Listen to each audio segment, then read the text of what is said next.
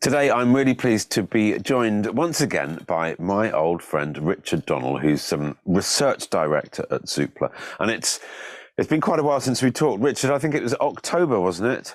So I'm really pleased that you've agreed to come and chat again today and talk to us about what's happened since October, what's happening now, and of a bit of a forecast, if I could beg of you, of what things might look like down the track. What are you seeing at Zoopla? Well, the housing market got off to a fantastically strong start at the beginning of 2022. The pandemic is continuing to stimulate an interest for people to move. This sort of national reevaluation of housing on the back of the first lockdown and then the government stamp duty holidays is continuing. And it's really being driven by the working from home. There's a really strong link between people who are thinking about working from home more and then having a desire to move home. Okay. And so that's led to very strong levels of demand for homes. And again, consumers seem to have, or households seem to have shrugged off the war in Ukraine. The cost of living, they're just in the market looking for properties to buy. And the big challenge is that, we don't have as many homes for sale as we once had. And so people are having to chase after slightly fewer homes. I wonder, I'm seeing exactly that out on my filming duties around the country, is that there's nothing to buy. And those that come on the market disappear virtually the same day. And so it feels to me like there's a kind of stalemate. The agents are saying that they're getting valuations, but they're also saying to the people that they're valuing their houses, well, yeah, if you put it on, we'll have it sold by tomorrow. So, and then those people are going, well, I can't see anything that I would wish to move to. So they're choosing not to put the house on the market, whereas actually there's probably quite a bit of appetite to move. Absolutely. It's a frustrating situation. It is, and it's one of these moments in time where there is that stalemate. I think we are seeing more homes coming onto the market.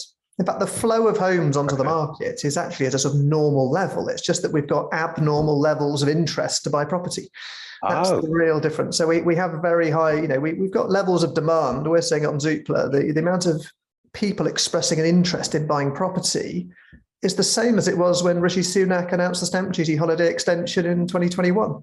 It's the same as when we first came out of the lockdown. So the pandemic the pandemic feels like it might be behind us, but it's still driving this desire to move. And I think it's this working from home and people reevaluating where they live versus where they work. And I think that the positive news here is people are probably looking further afield than they would have done in the past. And I think the strength of the market is bringing more people into the market. I think people are thinking, look, if we can get that much money for it, and some people are thinking about selling and then renting. And the irony is the rental market has got the real even worse shortage of supply, because I think a number of people are selling and then renting, hoping to then buy as a cash buyer. But you're right. It's very strong market conditions at the moment. It's probably going to improve slowly, but I don't think there's any sign of a let up in the short term. But when you work for Zoopla and you say the market improves, what does that actually mean? It probably means it calms down a bit, doesn't it? Yeah, I think, you need, it's all about supply and demand being in balance. Yeah.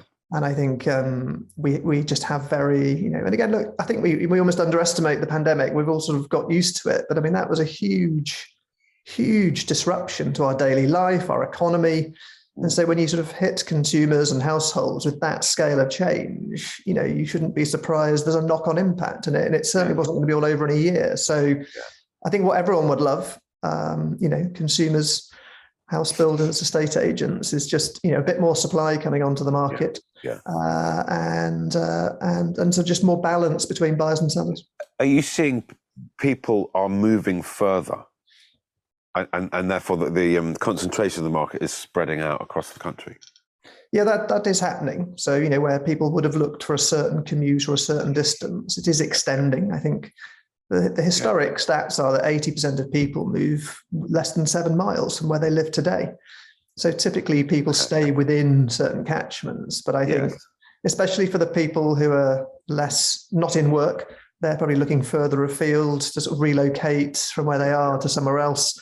But when it comes to house price inflation, we're certainly seeing that there's the higher rates of house price growth in the kind of markets where people would either retire to or maybe move further afield. So Kent, North Norfolk, whole of Wales, the southwest of England, the Midlands. So you can certainly see as there's more demand going to slightly more rural places. And I don't think it's all sort of second homeowners and people, sort of retirees moving to these areas. I think there's a certain number of people who work who are just looking further afield. And the slowest house price growth is in places like, London, where affordability is a bit of a pressure, but prices are still rising, but just more slowly. Okay, that's good. That's lovely to hear that your stats actually reflect that, because that's what I was thinking, that people were able to move further, they were able to work from home, and they were happy to do so, and they seek better value, which is the far corners of the country. So that I think that's a good thing. Whether it'll be here to stay or not, we will watch this space. Rich, do you feel that? So we've been through this pandemic. We've had fantastic Treasury support to enable us to come out of it feeling quite chipper. I mean, out on the high street, holidays, restaurants, bars, garages, it seems people are out spending money. We're feeling quite chipper. Over the last couple of months, we've seen inflation, interest rate rises. That's coming to play. We've got what's going on in Ukraine. I think we're going to feel some pain of that fairly soon as well. And yet we've got a booming house market. So I worry things don't quite stack up.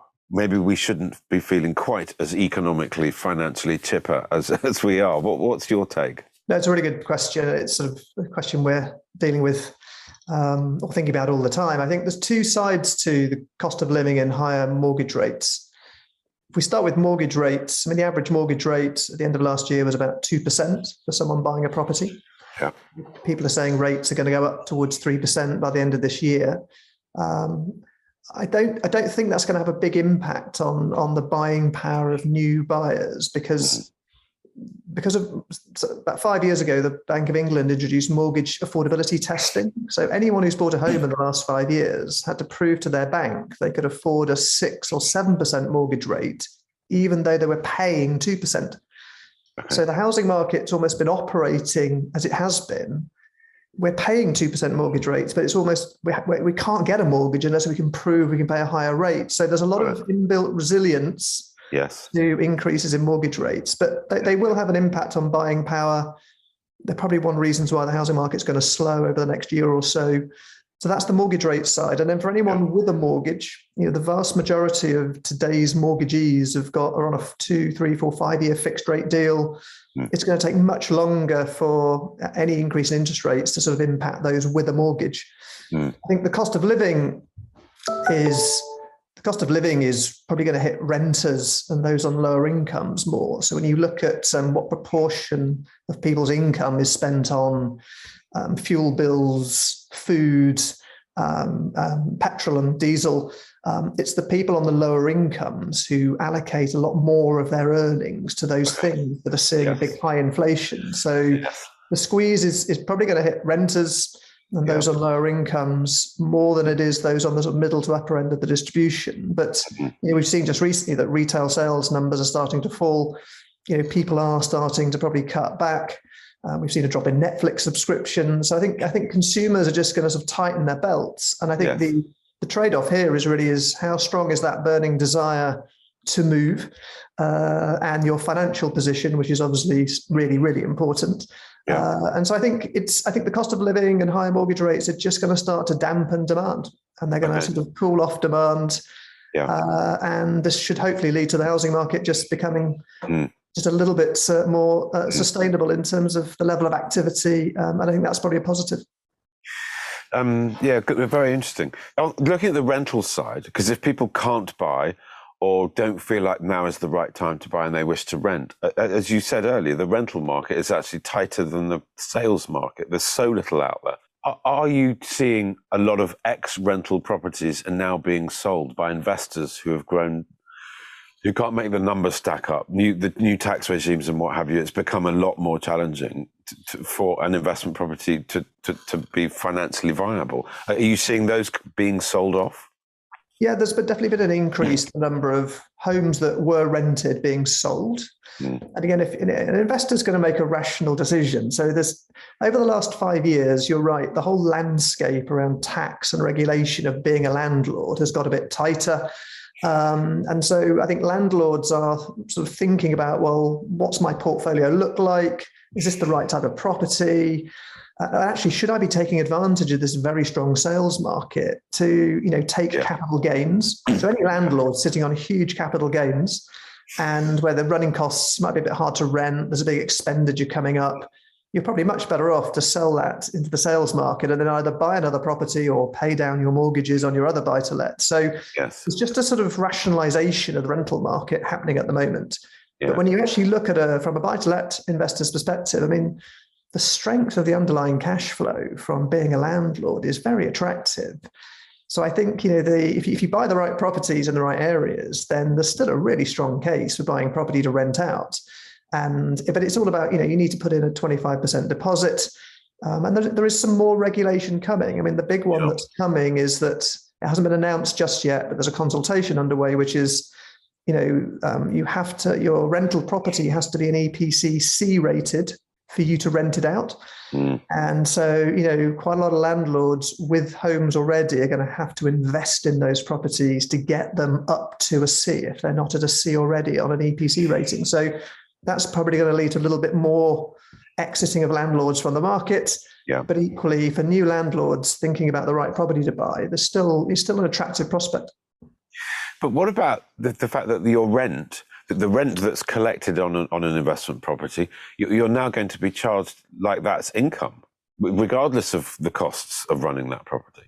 Well, I think you are, but you can still offset improvement costs. You can offset a certain element of your mortgage interest tax against that. Because I think ultimately every landlord wants to own their property outright and take the monthly cash flow that comes through. Ultimately, if you think about it, all pensioners want lovely, stable, predictable monthly income streams. And residential property delivers that. So I just think for the last 5 years, we've seen quite a lot of the landscape has shifted. It's not become, it's becoming a bit, you've got to be thinking a bit more about all the moving parts of being a landlord. I think these new changes around EPC regulations are going to further that. But overall, it means we're going to have a continued sort of lack of supply of homes for rent, and the pressure is on rents to keep increasing. So we're seeing rents going up by 10% a year at the moment, which is again is not sustainable given that earnings are increasing at a much lower rate. So that will slow over the course of this year. But again, it's all part of the pandemic impact. You mentioned the changes to the EPC ratings and what's coming down the track. Do we actually know what's coming down the track, or is it kind of guidance or consultation, or have they actually said what's happening yet, or when can we expect them to do so? So what's official at the moment is that if you have if you try and rent out a property that's an EPC F or G, then you can't rent out a property that's an F or a G. You have to make it an E or higher. And there's a consultation underway at the moment by government that's coming to the final stages of the consultation about increasing that to a C from an F or a G. So I'd expect something later this year or early next year, but it's unclear when it's going to actually land. But it's my understanding correctly that is for new rentals. If you own an existing property that you currently rent out, that's a bit the timescales are a bit longer. Is that correct? They are, but that's still all being consulted on at the moment. But yes, if you were to, so basically, it's very muddy and unclear. But I think it's just a direction of travel consideration for investors, which is this is going to happen at some point. And again, if you're making new acquisitions today, you just need to think about what the landscape might be in the future. There are so many variables, and there's so many changes in the buying selling process, and in the economy, and in the world at large. Are you able to forecast what the next? I don't know. Can I ask you for 6 months or a year, or how? Where are you comfortable forecasting? I think probably looking forward into sort of 2023. I think. This big supply demand imbalance in the sales market is, I think house price growth is going to remain sort of at the sort of 8 to 10%, probably for a few more months yet. It's just not slowing. And And I think so the cost of living and mortgage rates is not yet sort of fully biting. I think that will change towards the very end of this year and into next year. And again, the Office for Budget Responsibility were forecasting quite a big drop in household incomes this year. And again, we know over the long run that if people's incomes get squeezed, they tend to sort of become less active in the housing market. So I do think house price growth will slow, and the sort of frenetic activity in the housing market, should start to slow in the final part of this year. I don't think there's going to be any price falls. It's just going to be a slowing in the rate of house price growth, basically. And I think in the rental market, we do expect rental growth to slow. There's going to become a limit as to how much renters can sort of keep paying higher and higher rents. But again, this is part of cities reopening and a sort of return to cities, as well as people selling and then renting. So we should expect to see a bit of a slowdown, but we still think this year there's going to be 1.2 million housing transactions, which is in line with the long run average. And I think what everyone really wants to see in the housing market is properties coming on the market and properties transacting. It's not about house price growth. It's actually about, can I get my hands on a property I want and find what I'd like to buy next. Which is tough at the moment. I'd just like to sort of make note that you used the term slowing of a housing market, but it was slowing down of growth. There is still growth. It will just slow down. That's the key point to get across. What about the new build market? Are the house builders having a merry old time at the moment? Not really. I mean, they've got two challenges, house builders. Number one is they're suffering from cost inflation, just like everyone else. They've got labour shortages, very high levels of build cost inflation coming through. And they're also having to face into the fact that the Help to Buy scheme, that equity loan scheme, first-time buyers, is ending. And there's no scheme to replace it. So they've got high cost inflation. They've got the end of this quite important selling scheme that's ending in April next year. And so builders are just being cautious. They're not chasing growth to build more and more homes. They're sort of holding steady the number of homes they're building. But you're absolutely right. They are very far forward sold. I mean, house builders on some house builder sites, you probably can't buy anything until December this year. And so there's a real shortage in the house building and the new homes market as well. Yeah. Richard, really appreciate your time. You are fantastic at this. I love what you do at Zoopla, and I love talking to you because your opinions are based on data that you see and can qualify and you can understand better than anyone else. So we're really, really appreciative of your time and your expertise. Thank you so much. Good to see you. Good to talk. Thanks, Phil.